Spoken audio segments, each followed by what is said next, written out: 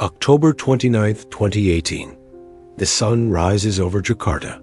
Lion Air Flight 610 lifts off into a clear morning sky. 13 minutes later, that same sky swallows it whole. Less than 5 months later, March 10, 2019, Ethiopian Airlines. Flight 302 departs from Addis Ababa. 6 minutes later, the same fate. No distress calls. No mechanical warnings that could be stopped in time. Just 2 brand new Boeing 737 MAX aircraft, filled with passengers from around the world, crashing into the earth with terrifying force.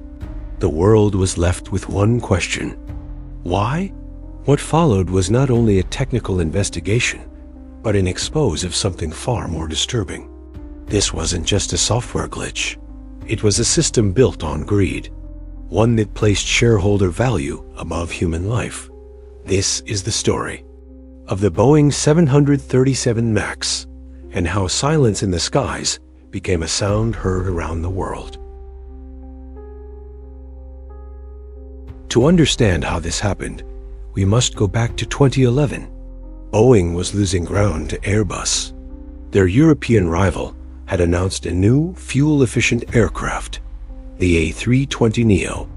Airlines flocked to it. To compete, Boeing rushed to update its bestseller, the 737. But there was a problem. The 737 was a 1960s design. Updating it to carry larger, more fuel-efficient engines meant breaking the laws of physics and balance. Instead of building a new aircraft from scratch, which would take years and cost billions, Boeing chose a shortcut. They modified the old design, raised the engines forward and higher on the wings, and created a dangerous imbalance. To fix this imbalance, Boeing installed a software solution, MCAS, the Maneuvering Characteristics Augmentation System. But MCAS wasn't tested thoroughly. It wasn't explained to pilots. In fact, many didn't even know it existed. The decision wasn't technical. It was financial. Certifying the MAX as a mere update meant skipping crucial pilot retraining. It meant faster delivery, faster profits, but it also meant building a plane that could turn against its pilot. On both doomed flights, MCAS activated. It misread data from a single faulty angle of attack sensor and pushed the nose of the plane downward. Pilots pulled back. MCAS pushed harder, over and over again, until the planes plunged into the earth. At terrifying speed, black box recordings revealed the horror. Alarms blaring, stick shakers vibrating, pilots desperately trying to diagnose a system they were never told existed. And the most chilling part? Boeing knew. Internal documents showed that engineers had flagged MCAS as a critical system. They had warned that relying on a single sensor was reckless, that pilots would be caught off guard. But changing the system, or adding redundant sensors, meant delays.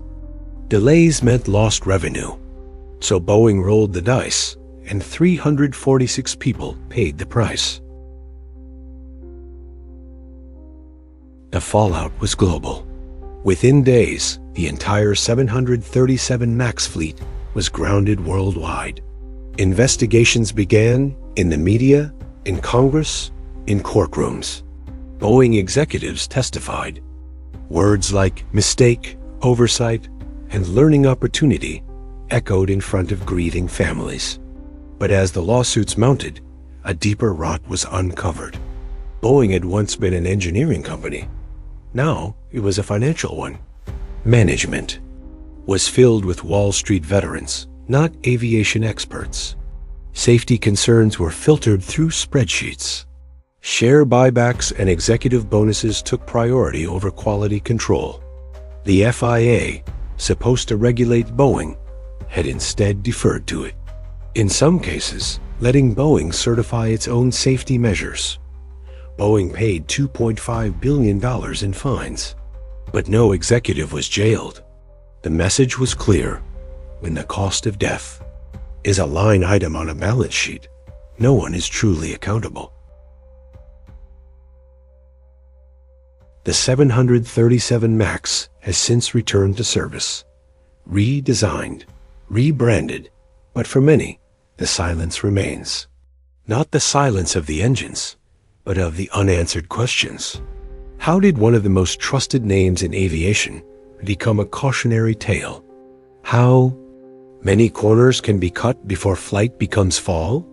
And most importantly, how many lives need to be lost before change finally takes flight? Because this wasn't a plane crash. It was a betrayal. And though the skies may roar again, the ghosts of Flight 610 and 302 still echo in the engines. This is the invisible collapse. Subscribe to uncover the stories they want you to forget.